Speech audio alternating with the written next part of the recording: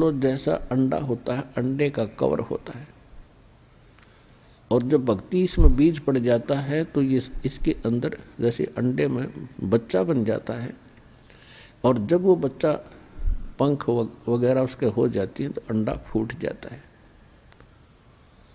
अंडे को छोड़ के अंदर जो वस्तु थी वो बच्चा, अब उसके पंख होगी, वो उड़न लग गया।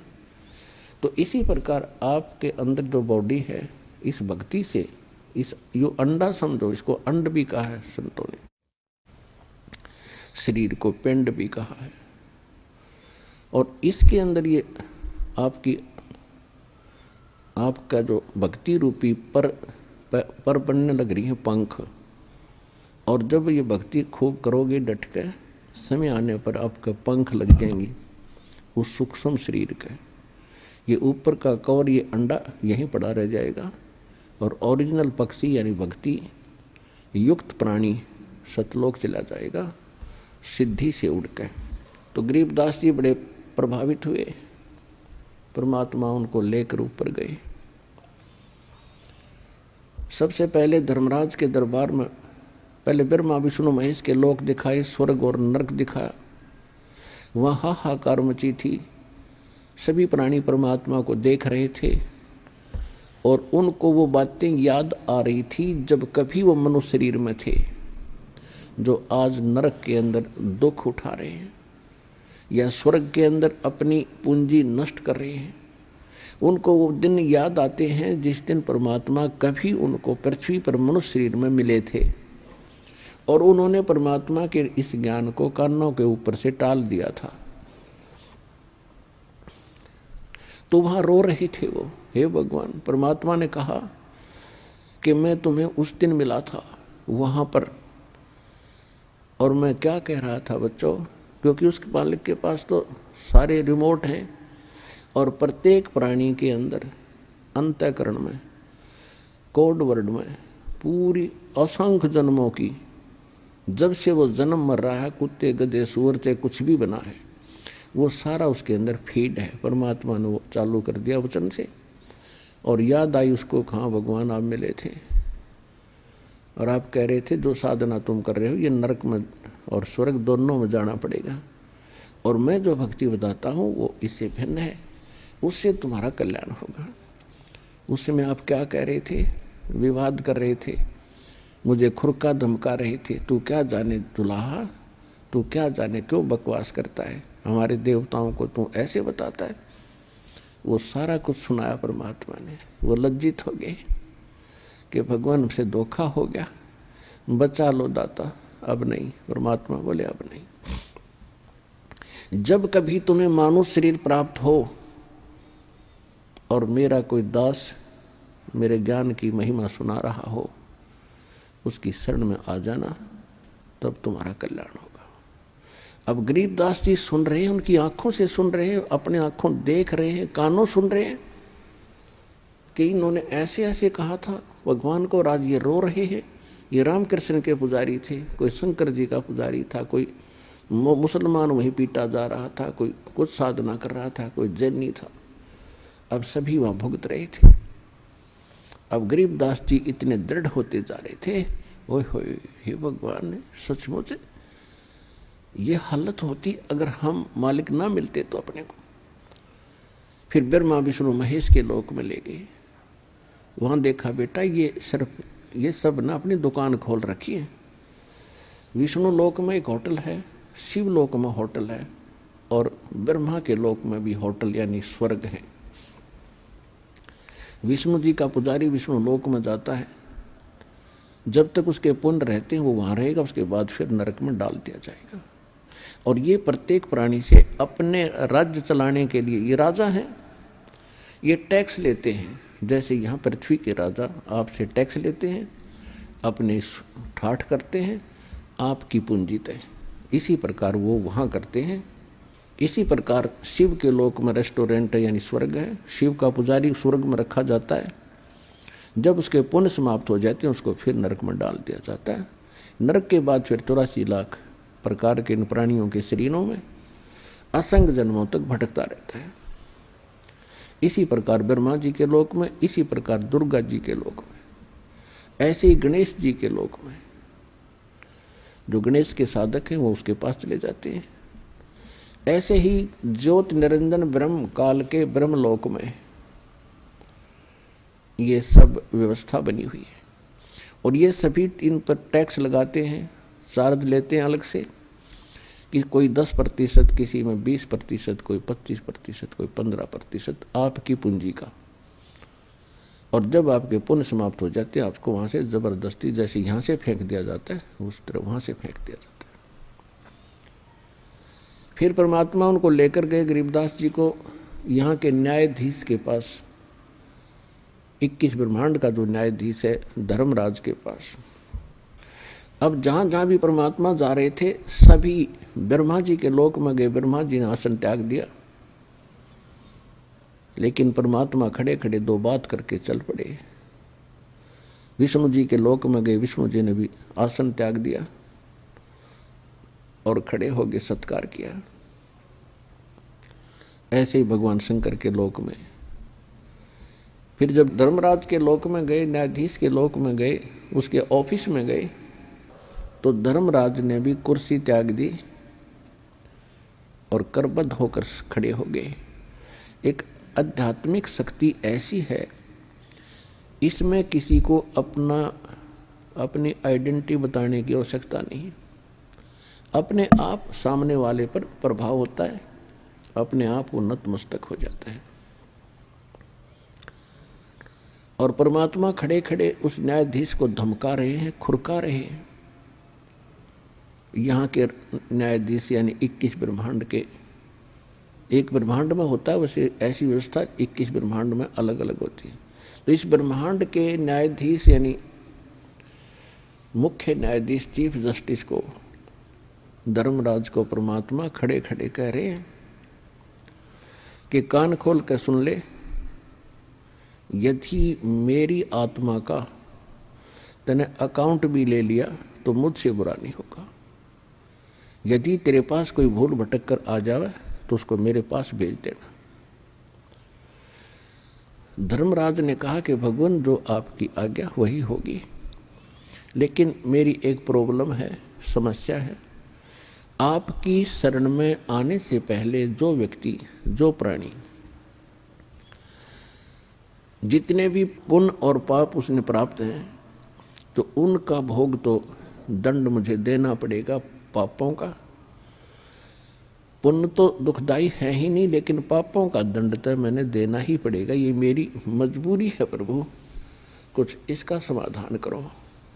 अब आदरणीय गरीबदास साहिब जी ने वापस आकर फिर बताया कि कैसी वार्ता हुई मेरे सामने। धर्मराज दरबार में देई कबीर तलाके, मेरे भूले चुके हंस को तुम पकड़िए मत कजाक। एक न्यायाधीश को जिसके सामने ब्रह्मा विष्णु महेश की पिंडी कांपे और उसको एक महापुरुष खुरका रहा है और कजाक कह रहा है कि ए चतुराद, कजाक माने ए नालायक आदमी, जब मेरे भक्त को नहीं पकड़ लेगा तो वो क्या कहते हैं, बोले पुरुष कबीर से धर्मराज कर जोड़े, तेरे हंस न पकड़ू नहीं मोहे 2 ही लाख करोड़। फिर क्या बताया, कर्मों से तीरथ हैं अब जो जप नाम कबीर, वो तो मोहे पकड़ने पड़े दाता, जड़नी पड़े जंजीर। अब परमात्मा क्या बोले, करम भरम ब्रह्मंड के मैं पल में करहूँ ने से, जिन हमारी दुहाई दई सो करो हमारे पेश। कि तेरे इस ब्रह्मांड के लगाए हुए कर्म, क्योंकि ये काल जो है मन रूप में सब प्राणियों में विद्यमान है, और इस मन की आदत केवल खोटे कर्म करने की है, शुभ यो सोचता भी नहीं। तो परमात्मा कहते हैं ये तुमने ही इन जीवों के ये कर्म लगाए हैं, और उन कर्मों का मैं नाश कर दूंगा, उनको कैंसिल कर दूंगा जो तेरे काबू में ना है, वो मेरे पास ले आना तेरा अकाउंट, और मैं उनको क्रॉस कर दूंगा और अपने साइन कर दूंगा। जब ही सतनाम हृदय धरो, भयो पाप को नाश, जैसे चिंगारी अग्नि की वाई पड़े पुराने घासे। परमात्मा बता रहे थे कि मेरे पास एक ऐसा मंत्र है, इनको दूंगा मैं इन बच्चों को, और फिर भी कोई गलती से तेरे पास आ जाओ, मेरे पास ले आना, मैं इनके सब पापों का नाश करके तुझे बरी कर दूंगा, आप पर कोई प्रेशर नहीं रहेगा। इतनी वार्ता सुनकर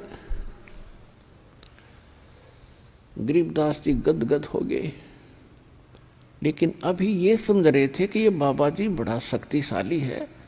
हमने तो ब्रह्मा विष्णु महेश्वर के नाम सुने थे या चित्र देखे थे, आज मैं वास्तव में देख रहा हूं और ये सब इसके सामने करबद्ध हो रहे हैं,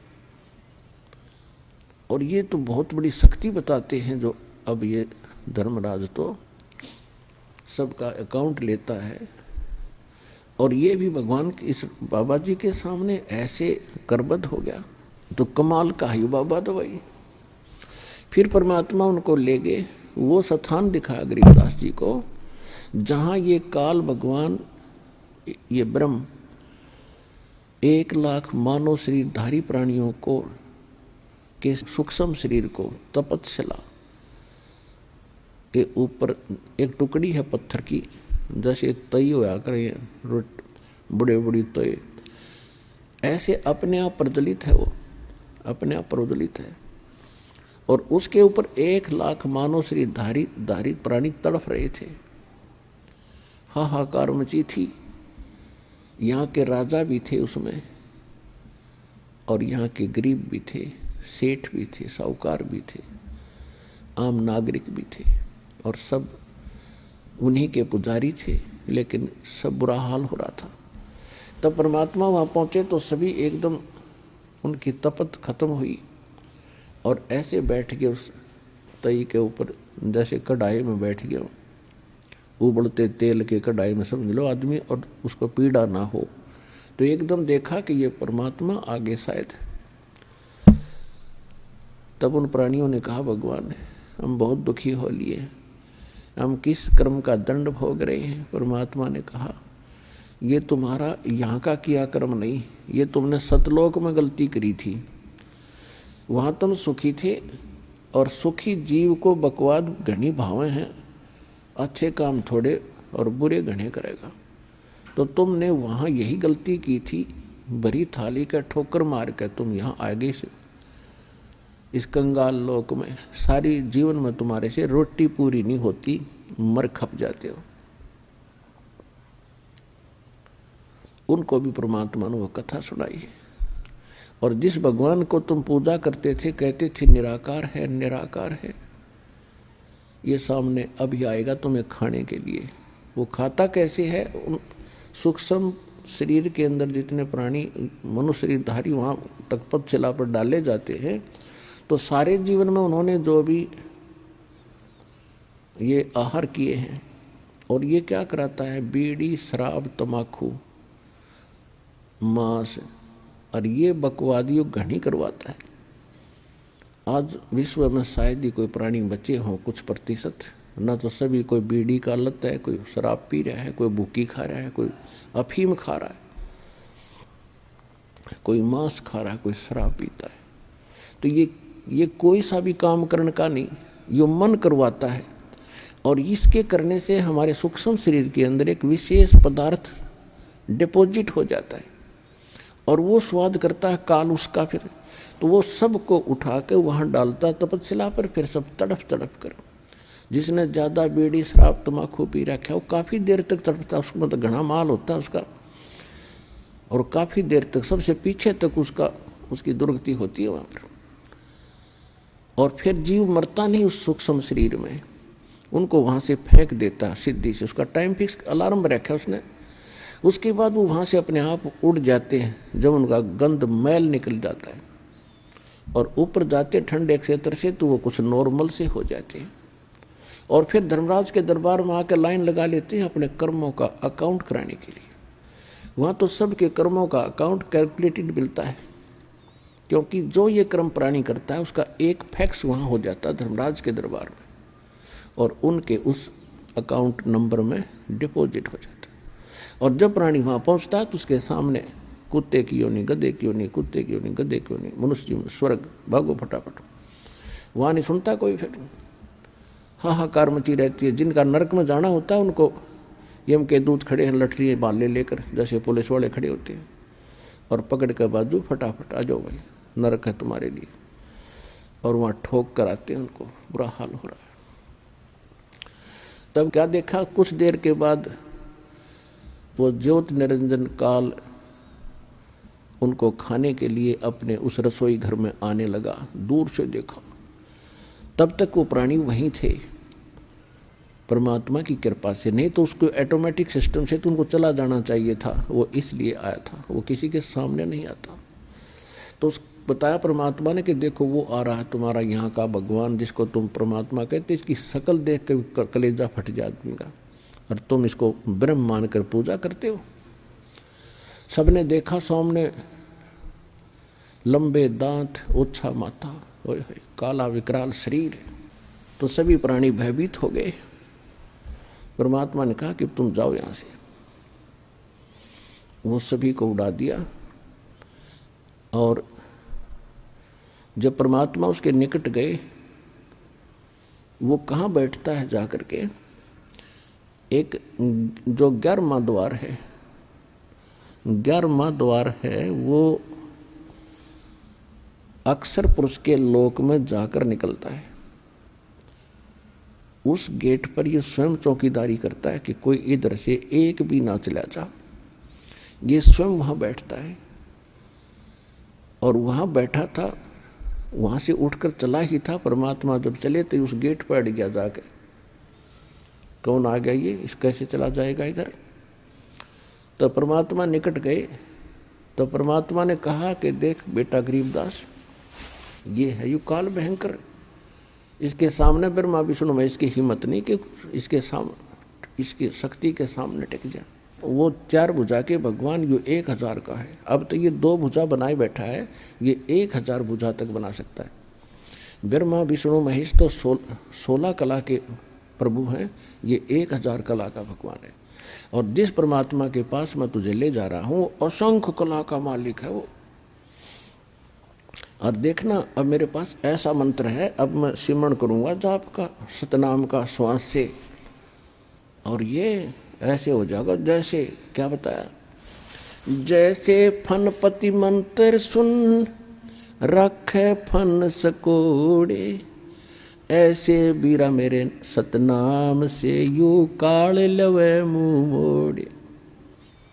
कि जैसे गारडू के मंत्र से एक खूंखार सर्प उस मंत्र के बोलने से वो फन ऐसे कर रहा हो, तो फन को इकट्ठा करके और बिल्कुल जमीन पर रख लेता है। जैसे फनपति मंत्र सुन रखे फन सकोरे, ऐसे मेरे सतनाम से यू काल लवे मुँह मोड़े।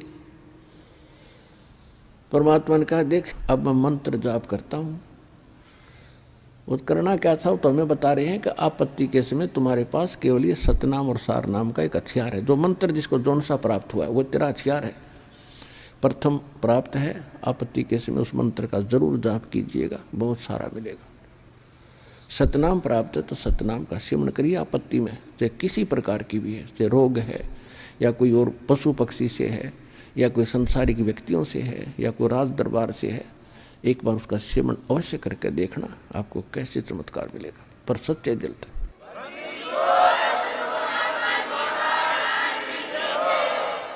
और सारनाम प्राप्त है, सारनाम का जाप करिए। सतनाम प्राप्त है, सतनाम का करिए।